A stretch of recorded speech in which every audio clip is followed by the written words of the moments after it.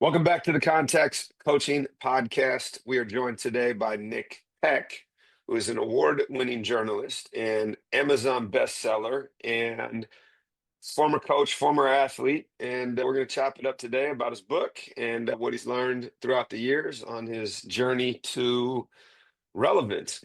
Thanks for being here. Appreciate it, Nick. Yeah, I appreciate the time. Super grateful to have the conversation. Let's dive in here. Give us your background. Talk us through how you got to this point. You can go high notes, you can go low notes, whatever, but give us the background so we know who we're talking to. Yeah, so I originally grew up in California, grew up in a super abusive alcoholic household. So for me, sports was my way out of my situation. I played football, baseball, and basketball in high school. And I was lucky enough to initially get a full ride scholarship in high school to a school I won't name. But on signing day, they called me and were like, "Hey, we gave away your scholarship to someone else. Would you be willing to walk on?" And I'm like, "No, no way. I can't afford going to school without it."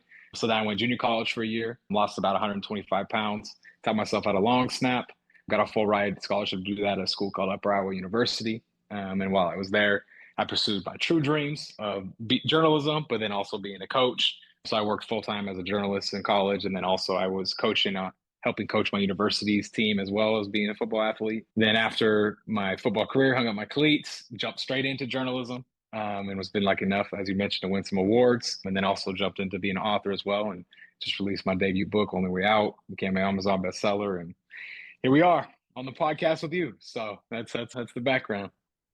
That's awesome. Appreciate you sharing that and setting the table. I am initially curious about how you ended up coaching college basketball while you were playing college football. Tell me that story.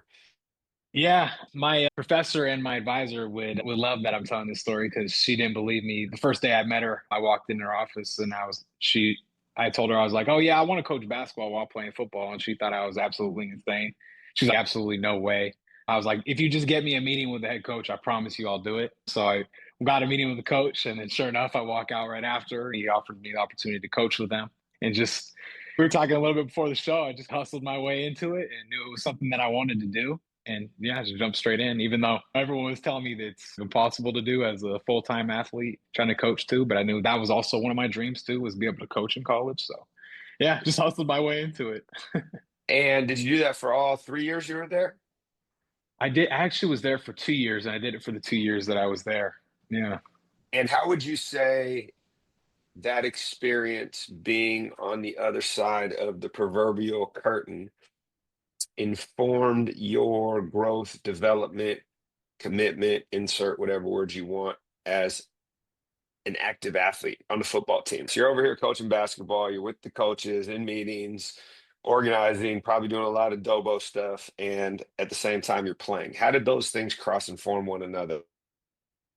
Honestly, for me, it honestly just gave me a high respect for my football coaches themselves and the amount of time and effort that went into just something as simple as setting up a travel schedule for a game or a practice schedule for practice and things like that.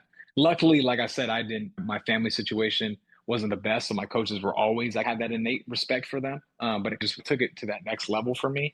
And then also helped me as a leader on my teams as well to be able to inform them like, coach is hustling really hard in these areas or those kind of things. So be able to, I don't want to say mediator between players and coaches on my own teams, but be able to help people see that understanding from a different lens because I was doing it myself, obviously on the basketball side of things. Yeah, and I guess what I'm really curious about is you're an active athlete, right? So you're going through that grind, and then you're moonlighting as a basketball coach. How did your experience as an athlete help you facilitate dialogue with the coaches in regards to, I don't know, messaging, delivery, work schedule, being we're going to do all of this or we're going to cut it back? Because, one of the things as we age in the coaching career and we gather more wisdom is you're not doing the same things you were usually 20 years ago. And a lot of that comes from direct dialogue from your athletes when you're willing to receive that. And so you were in a unique position to be able to share some information. Just, hey, coach, I know you want to do this, but this is how it's going to land. Yeah. No, I think it honestly helped me a lot. And I think that's why in general, you see a lot of athletes, for the most part, outside of the great players of the world, Magic Johnson, who doesn't work out as a Lakers head coach because he couldn't get people to do the same thing that he could on the floor. But I think people who are not the Magic Johnsons, Michael Jordans, Kobe Bryants of the world, being athletes transition well into being coaches because you can see, you truly know what your athletes are going through. And so I think that's what really helped me be able to, one, work with my own teammates, as I mentioned earlier, but then also be able to have the conversation with my coaches like, hey, I see it from both sides. And then also, but doing it for the basketball side of things too, helping them see areas and also help being able to just communicate. Because I am, quote unquote, a kid athlete myself. If the coach needed me to say something to a player, it would land a little bit differently just because of their innate respect. Because, oh, he's doing the same thing. He's at weight room and conditioning at 4 a.m. with us and still doing those things. So I think a lot of it is just that. I think it's just understanding the athlete experience is what helps you to be able to coach better. No, absolutely. And that's what I was curious about. And I figured that would be a unique situation where you could actually leverage relationships and experience to deliver messages in a way it's not necessarily going to land. So I appreciate you sharing that. The other thing I'm curious about is how did your experience playing football cross-pollinate what you were trying to teach slash assist with in basketball, and what did the stuff you were working on in basketball, how did that translate to football? If you listen to any of this, I'm super anti-sport specialization and bang my soapbox about multi-sport athletes. And so I'm always trying to look for nuggets that are digestible, specifically for our coaches that actually push specialization and our athletes that are in limbo feeling like they have to do one. So I'm always looking for ways to like, hey, look, this is the reality of the situation. So I'm not sure if you have anything on that front. No, I do. Obviously, I still talk to young athletes today, and I tell them to play as many sports as you can. Don't put your foot in one sport or the other. I think the culture we live in nowadays, people think you need to, but at the end of the day, like I said, I didn't start playing football until my freshman year in high school. So I played mostly baseball, basketball, and everything else under the sun. And so had I not played those, it wouldn't have helped me be able to have such as good footwork or hand-eye coordination and things like that. And then as far as the coaching aspect too, I think a lot of people think that you have to give up one sport when you get to college. But obviously I didn't. I got to college and it was like I knew football for me was my opportunity, but my true love and passion was in basketball. And I didn't want to lose that. And I couldn't necessarily go and play, pick up as much as I wanted because I got to protect my body for football because at the end of the day, that's the quote unquote money maker. But there's also other opportunities like that. I got to work full time as a college coach while being a college athlete. So I think it's just not pigeonhole yourself. You may not be able to get to play multiple sports in those areas, but you don't have to pigeonhole yourself. Like me, I use both sports and still got to do both in college, which is a blessing and super grateful for that opportunity. Yeah, no, and that's, I guess, the message I push more than, hey, you go do all three of these and you're going to be great at them all. It's no, you just need to stay engaged. You need to train different disciplines. You need to have different voices in your head from different coaches and feedback loops. And sometimes that gets lost in translation in regards to, I'm going to be a college athlete, I'm going to be a pro. And it's just, come on, man, the numbers don't actually support that. So, how are we positioning ourselves to be able to do as much as we can while we can? And I think that's the hard thing. So when you talk to these younger athletes about your journey, or not even about your journey, just in regards to like all of the opportunities that come from being involved in athletics that may or may not be college athletics, how do you frame that for them so that it takes root versus them just, nah, you don't know what you're talking about? Honestly, I think the biggest thing is just sharing actual, true personal experience, like sharing my story. I think people can tell what's genuine and what's not for the most part, and those kind of things. But I think people just don't realize how much sports you can truly leverage past just the pro opportunities. Like I've been able to use sports to leverage and move myself ahead in my own corporate career now as a journalist. And that's how I'm able, we were talking about how you get information and stuff as a journalist, but that's how I've been able to get a lot of information. So, oh, I'm an athlete. I was an college athlete in these things, and helps people to want to engage with you more, but also helps me build networks that I never thought I would have. Like the other day, I was interviewing one of these large asset managers, and the guy hops on the call and he was so excited to tell me that his dad played at the university I did back in the 50s and those kind of things. Just weird connections like that. But being a non-athlete doesn't necessarily give you those opportunities always. And then just I think the disciplined nature of being an athlete in the hard work and those kind of things too. Like Most athletes, I think the hardest thing for them is transitioning out of sports. For me, it was actually relatively easy because it's like I was already structured to work my ass off and structured to work above and beyond, always 20 minutes early to every meeting versus most people showing up 10 minutes late and those kind of things. Yeah, I think just being an athlete overall opens up a world of possibilities for you outside of the NFL, MLB, NBA, whatever the true goal may be. All right, let's get into this journalism thing. So that is let's call it an amorphous word that gets thrown around a lot. I have friends that are like, I went to journalism school. I know how to do grammar. And it's just, hold on. It's at the end of the day, what does that mean these days, right? As the landscape has shifted from, I guess, what in my era, you grew up, you were a journalist. It means you worked for a newspaper, right? Or then it became television news people. Now it's, I can start a blog and I'm a journalist. But what's the reality of the space? How have you navigated the landscape shifting over these years? How are you currently navigating the polarized situation that we're in where you guys are getting attacked on all sides for having a different opinion? I'm super curious about how that whole landscape exists and how you started, how you're navigating that, and ultimately what as the continued evolution of that title, let's say. Yeah, no, obviously, yeah, journalism has been under fire for a long time now, honestly. But luckily for me, like journalism, like I mentioned, is like my dream. So I have a true passion and love for it. And just like anything, if you have true passion and love for it, you're going to do anything you can to be successful at it.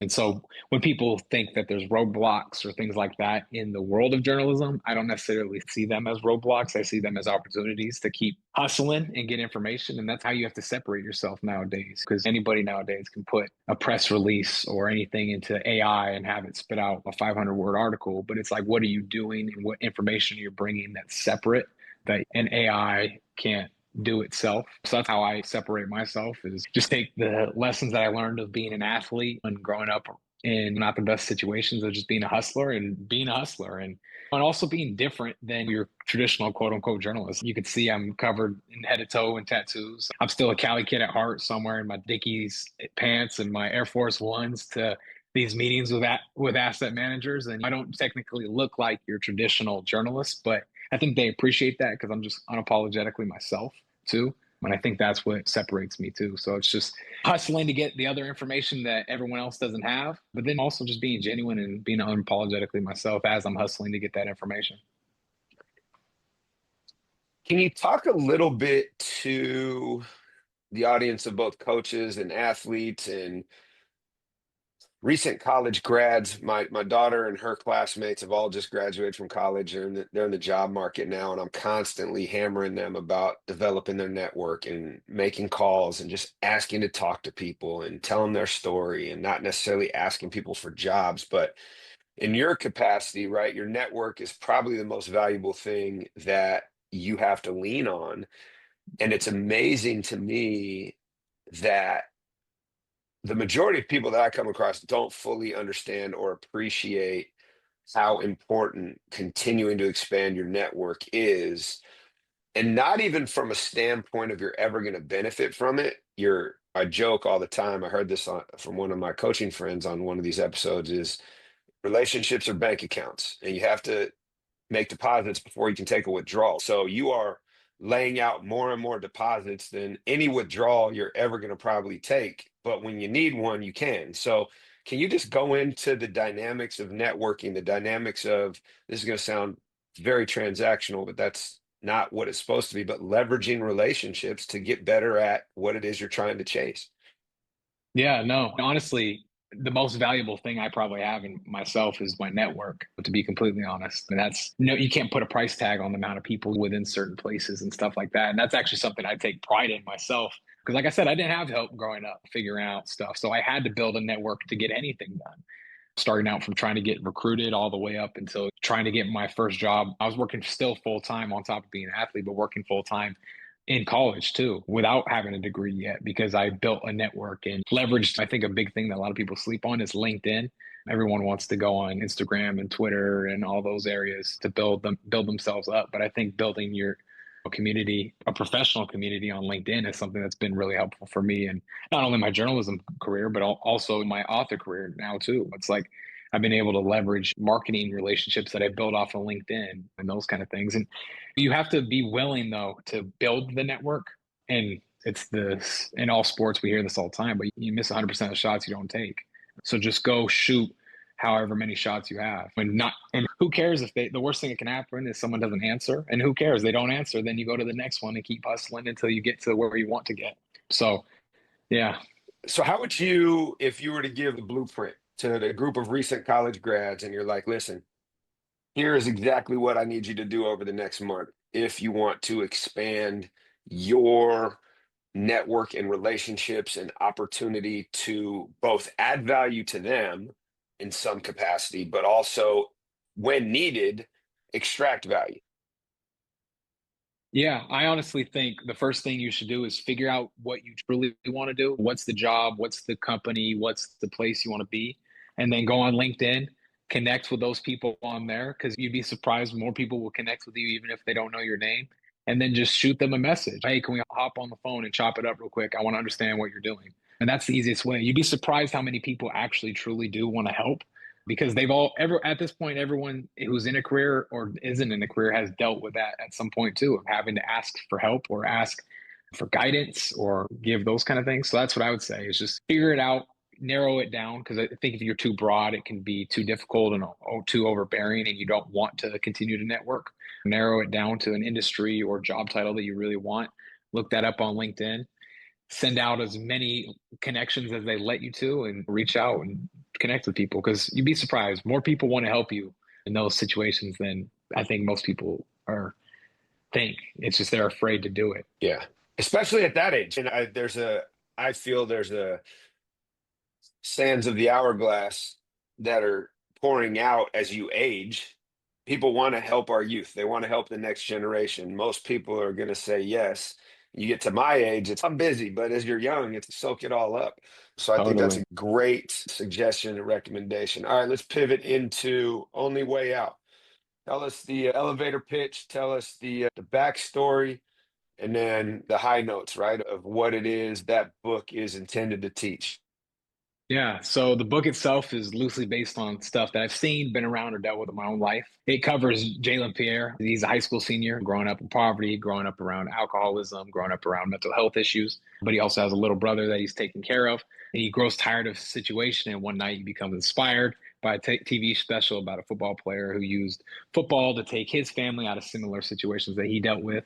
And so then the journey covers his first year playing football, his experience as an athlete, things that he's dealing with of growing up in poverty, of food insecurity and gang violence and law enforcement and all things of that nature. But then also it touches on what it's like being an athlete in high school and dealing with all of those things and the recruitment process. And then, of course, there's a love story in it as well. There's always a girl. So he also deals with that first relationship and stuff like that. So that's what the book is about.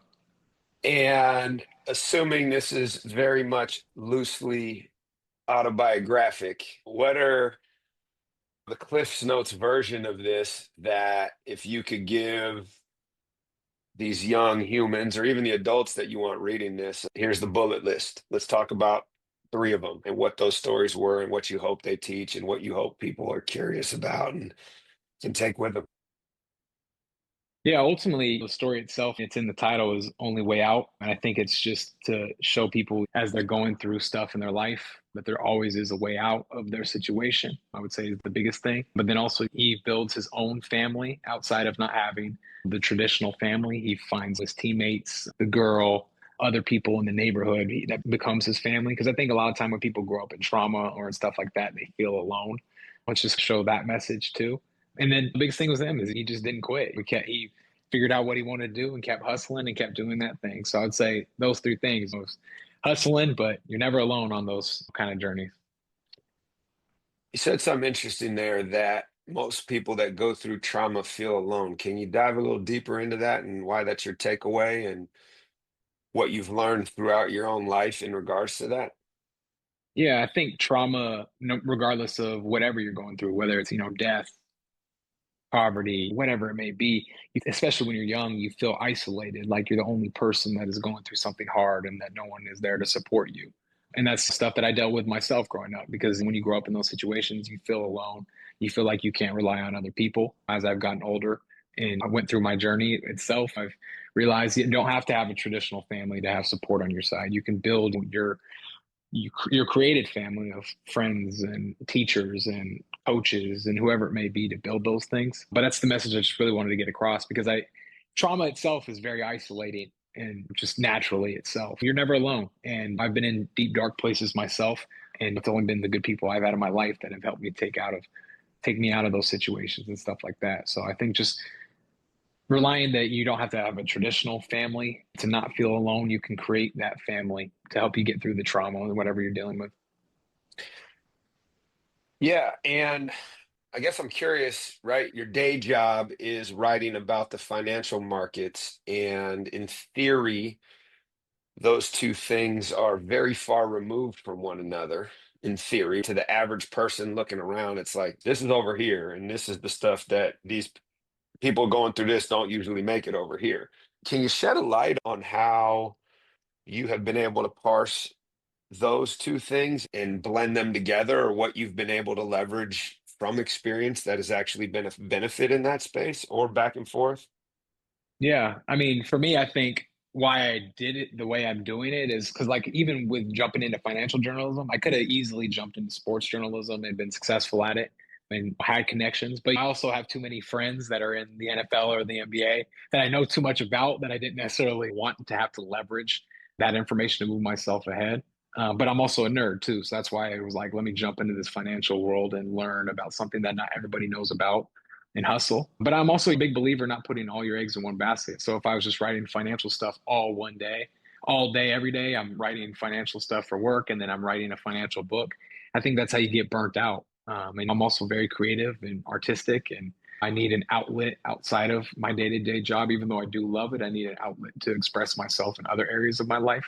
And so that's how I use my author work to as my way to truly give myself the space to be creative and explore in my writing, but then also have my day job to be very rigid and very hustler and very aggressive in what I'm writing about. Yeah. Talk a little bit about your success as a journalist writer or whatever, the journalist. You've won some awards. You don't have to necessarily go into them unless you want to, and how that maybe provided the seed of confidence to go ahead and take a stab at being a book writer. Yeah, no, I mean, it definitely did give me the confidence to jump into it because it's like at least I knew how to form sentences and write a coherent paragraph. Not most people can't even. You'd be surprised how many people just necessarily don't even know how to write for the most part. And I see on day to day aspects, which nothing wrong with it, but it gave me the confidence to be able to believe that I could do it. But I think more than anything, I just have this innate belief in myself that if I put my head to anything I want to do, I'm going to be successful at it. So I don't even know how much the journalism career really gave me the true inspiration to be able to do it. I just put my head to, I want to be an author. And whether I was working as a journalist or a janitor, I think I would have been able to have that belief in myself to be an author and believe I could do it. So how do you develop that? Because I think one of the major challenges that modern youth are going through is unfortunately this internal sense of doubt and anxiety around whatever, driven most likely by social media. But at the end of the day, being able to have irrational confidence has benefited you. And how do you share, guide, instruct, help this next generation along the way to not always second guess themselves, have some belief that they can figure it out? That's one of the things that, as a teacher, a coach, an athletic director, it's like trying to develop that and reassure. And it's like you're always bumping into this wall because it's so deeply embedded. Yeah, I think the biggest thing that I always remind myself is comparison is the thief of joy. Whether you're on social media or, your teammates or you're at no one is on your journey and your path. So that's how I'm not comparing myself to my friends who are starting quarterbacks in the NFL. I'm comparing myself to where I'm at on my journey and what I'm trying to accomplish. And I think that's what social media does a bad thing of is we're constantly comparing ourselves to everyone's highlight videos for the most part. I think that's where that anxiety and belief that you can't accomplish stuff comes from because it's such and such has such and such. Everybody's their own individual person. And I think it's just appreciating that. But then I think the other thing too is just like not getting focused on the outcome and appreciating more of the journey itself. I think has really helped me where I'm not like, I want to be X. Instead, I'm just focused on being present of where I'm at right now and where I'm at in my own journey. So yeah, I think two things is just not comparing yourself to others, but being very present on where you're at in the journey and not as focused on whatever that end goal may be. That's hard, right? Because even when you sit down to let me backpedal, when you are writing an article, let's call it, there's probably a million other words you can correct me, and I would appreciate that. There is an outcome, right? There is a deadline. One of the stories you shared with me, like you had to get that in before it became public news or you missed your opportunity, right? Versus your journey as a book writer, you're trying to finish, but it might zigzag 6,000 times on the way, right? How do Yeah. you decide, how do you advise when you should be completely process oriented and when sometimes no, you need to actually work backwards from the outcome? I think it's almost what I was saying earlier, but having that balance so you can put yourself in that place. That's why I do both things because it gives me that balance to, okay, I need to hustle in this aspect, but I'm allowed to be a little more freedom. So I think it's creating that balance for yourself and allowing yourself the space to do both because we're humans. We need to do both. You need to be work on things that are going to take more than an hour and then but you also need to work on things that do need to be done an hour and work those muscles too. I think it's a no matter what industry you're in or what you're doing, it's creating that sort of balance for yourself. So you're fulfilling, I don't want to say both sides of your brain to make you feel comfortable with it. And it's, at the end of the day, it's just all balance, understanding of what you have going on in front of you. I'm working on a book right now. Okay, I can take my time to make sure it's where I'm at it. Okay, I have a deadline to get this article in by X. Okay, I need to hustle and get through it. But I think allowing yourself to have the freedom to do both on no matter what it is you're in. But it's all balance. How does writing freelance per se, I don't want to say compare, but how is it different than maybe being employed by a magazine? I don't necessarily know your situation, but I'm sure you've done both things, not necessarily a magazine, but right, had like a steady employment gig and just writing freelance articles that you got to try to sell. Talk a little bit about the multiple paths in any industry to figure out what best fits you and what best fits you at whatever age and stage you might be in during that moment. No, totally. Yeah.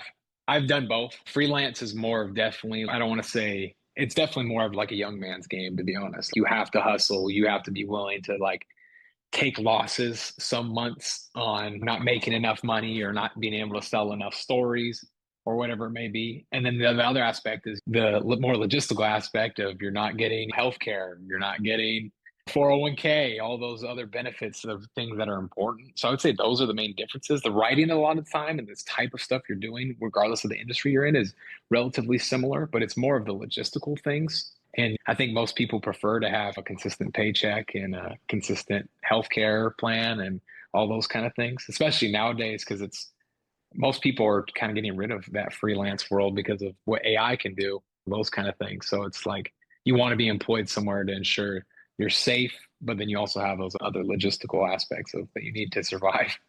Yeah, for sure. No, that makes sense. All right, let's get to the book here one more time. Where, if people want to find you, they want to check in, they want to get a copy of the book, they want to learn more about your journalism, where can they find you?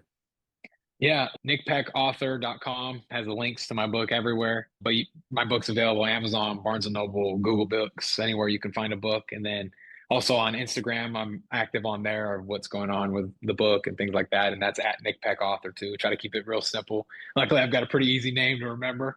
Yeah, Nick Peck Author, and the book's pretty available pretty much everywhere. Great. All right, I'm gonna wrap with this. Well, I always wrap with, and it'll fit your situation since, as you said, you're a nerd and you're behind the scenes on a lot of developing information that many of us probably don't see till the finished product. But in this polarized world we are currently living in, it has become very challenging to be a centrist anymore, right? You're almost forced into one or the other, not because you want to be, but because ultimately the algorithms push you into that stuff, right? Always curious about the growth mindset and how people are challenging their belief system and making adjustments based on what they learn. So the question is, what have you most recently changed your mind on?